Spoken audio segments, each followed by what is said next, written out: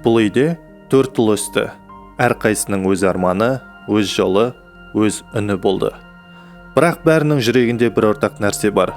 Ол жылу, тәрбие, махаббат. Сол жылудың, сол тәрбиенің қайнары бір шаңырақ. Сол шаңырақ біздің бүткіл болмысымыздың іргетасы.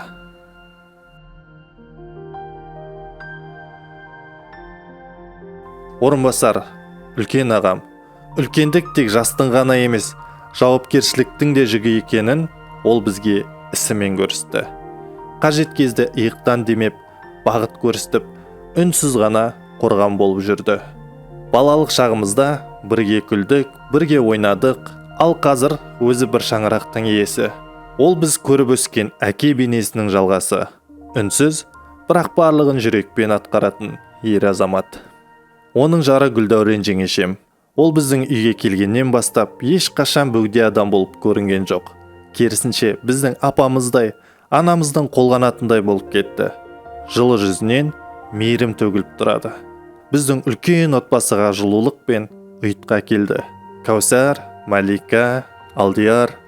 Бұл отбасылық махаббаттың шынайы жалғасы. Олардың күлкісі біздің шаңырағымыздың болашағы. Інім Дәурен. Ішінде музыка ойнап тұратын жігіт.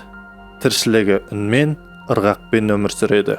Бала кезімізде бірге рэп айтып, бірге сахналарда тұрған сәттеріміз біздің бірлігімізді көрсетеді. Анам оны Қаранар дейді. Себебі ол мықты, тәні шымыр, жаны таза. Кейде көп сөйлемейді, бірақ ішінде тереңдік пен адалдық бар.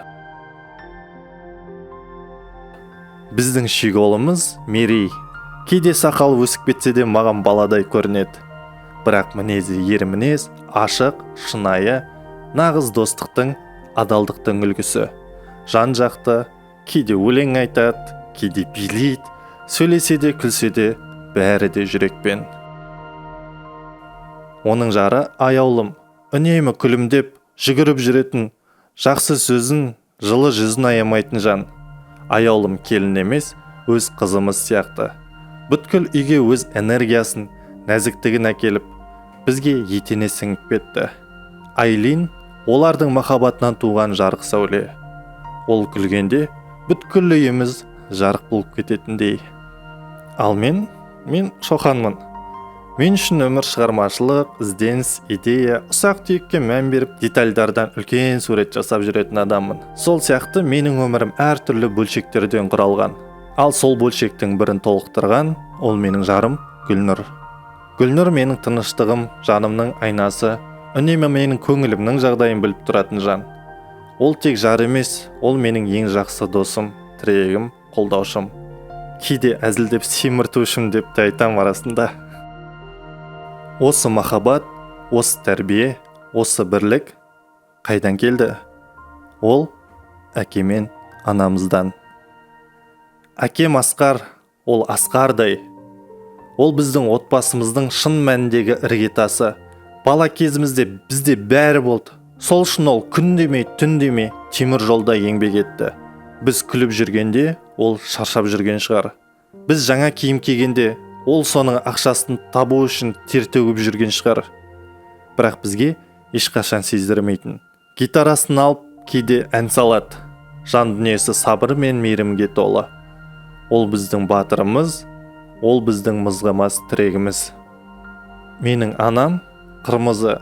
Ол тек шырақ емес, ол жүрек. Ол бір үйдің демі. Қорықпа, давай, сен қолынан келет дейтін сөздері менің өмірімдегі ең үлкен күшке айналды. Оның құшағы әлемдегі ең қауіпсіз орын. Біз қателессек түсінеді, жыласақ жұбатады. Біз сүрінсек, алдымен анамызға жүгіріп барып айтамыз. Анам сұлулықтың, мейірімнің, адалдықтың белгісі. Жаны сұлу, сөзі жылы. Бізге өмір беріп қана қойған жоқ, өмірге деген махаббатты да үйретті. Анамсыз бұл үйдің иісі де, үні де басқаша болар еді. Әке мен ана біздің ең үлкен байлығымыз. Олар біздің ең шынайы тірегіміз. Біз кімбіз десек, сол екі жанның махаббатынан жаралған оттың шоғымыз. Бұл өмірде ең бақытты кім десе, мен дер едім. Себебі менің әкем Асқар, себебі менің анам Қырмызы, себебі мен осындай отбасыда дүниеге келдім. Әке, ана, сіздер барда біз тынышпыз. Сіздер барда біз тоқпыз.